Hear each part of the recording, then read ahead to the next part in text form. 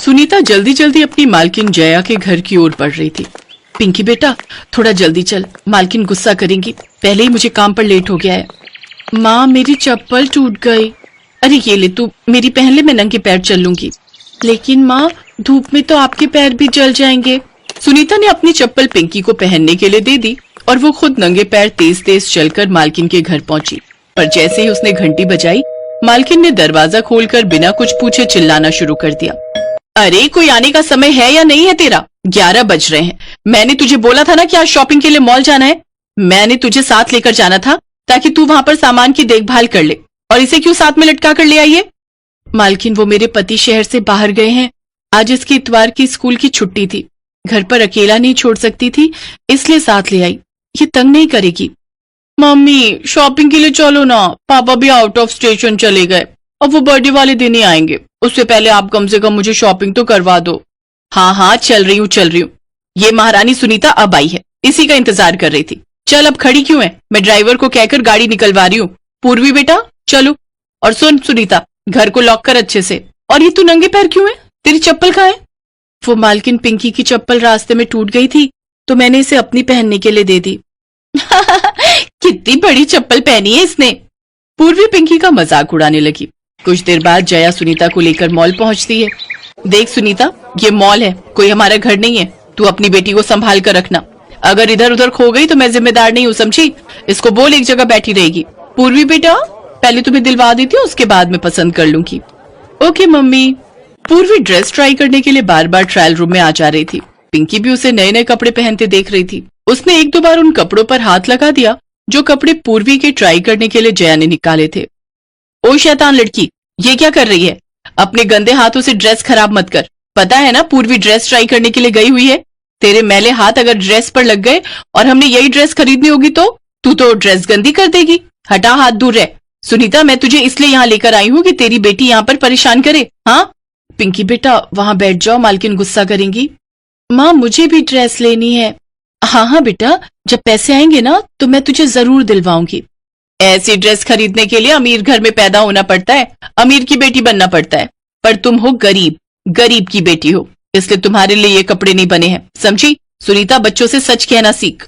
सुनीता की आंखों में आंसू आ जाते हैं पर वो वहां नौकर थी, वो कुछ कह नहीं सकती थी। कुछ देर बाद पूर्वी अपने लिए ड्रेस पसंद कर लेती है। उसके बाद जया अपने कपड़े पसंद करके ट्रायल रूम में जाने लगती है।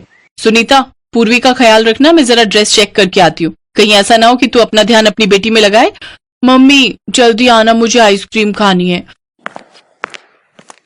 सुनीता जरा मेरा बैग पकड़ना। आई मालकिन। मम्मी तो मुझे नहीं लगता इतनी जल्दी आएंगी। एक काम करती हूँ, मैं मॉल में खुद ही आइसक्रीम ढूंढ लेती हूँ कि कहाँ मिलेगी। पिंकी चल मेरे साथ, मुझे आइसक्रीम खानी है। सुनीता जया का बैग पकड़ने के लिए चली जाती है। इतनी देर में पूर्वी पिंकी को लेकर आइसक्रीम खाने के लिए मॉल के ऊपर वाले फ्लोर पर चली जाती है। अरे मुझे तो वॉशरूम जाना है पिंकी, मैं वॉशरूम होकर आती हूँ फिर आइसक्रीम लूंगी। पूर्वी वॉशरूम चली जाती है। अचानक मॉल के उस एरिया में आग लग जाती है। सब लोग भागने लगते हैं। आग? पर पूर्वी तो वॉशरूम के अंदर है। पूर्वी बाहर सब लोग भाग रहे हैं और बोल रहे हैं कि बाहर आग लग गई है। पागल है क्या? ऐसे आग नहीं लगती, अभी आ रही हूँ। पूर्वी वॉशरूम में ही रहती है। उधर जया और सुनीता उन्हें ढूंढ रही थी। पूरे मॉल में आग की खबर फैल जाती है और भगदड़ मच जाती है।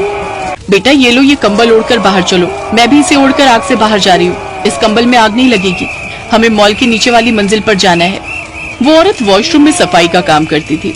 उसके पास 2 कंबल थे। उसने एक कंबल पिंकी को दे दिया और वहां से चली गई। पूर्वी वॉशरूम से बाहर आई तो उसने आग देखा और वो घबरा गई। यहाँ तो सचमुच आग लगी है, मुझे मॉम के पास जाना है। पूर्वी एक काम करो, ये कंबल ओढ़ लो, वो आंटी कह रही थी इससे आग नहीं लगेगी। अगर मैं ओढ़ूंगी इसे तो तुम क्या लोगी? कोई बात नहीं पूर्वी, तुम ओढ़ लो, तुम्हारा जन्मदिन आने वाला है ना, तुम्हें चोट नहीं लगेगी। फिर तुम्हारा जन्मदिन आएगा तो? मेरा जन्मदिन कभी नहीं आता, इसलिए मुझे चोट लग जाएगी तो कोई बात नहीं। उस समय पिंकी भले ही उम्र से मासूम थी पर उसकी बातों में बहुत ही अपनापन और बड़प्पन था। पूर्वी वो कंबल ओढ़ लेती है और पिंकी के साथ आग से बचकर बाहर आ जाती है। पिंकी के हाथ और बाल थोड़े जल चुके थे। पूर्वी बेटा तू ठीक तो है ना? और ये कंबल तुझे किसने दिया? मम्मी पिंकी ने कंबल मुझे दिया।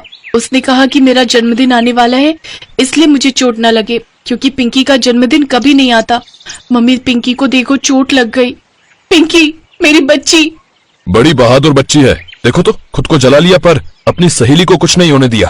कुछ देर बाद जया सुनीता को लेकर पिंकी के साथ डॉक्टर के पास जाती है। पिंकी को ज्यादा चोट नहीं थी, बचाव हो गया था, इसलिए डॉक्टर ने पट्टी बांधकर और कुछ दवाइयां देकर घर भेज दिया।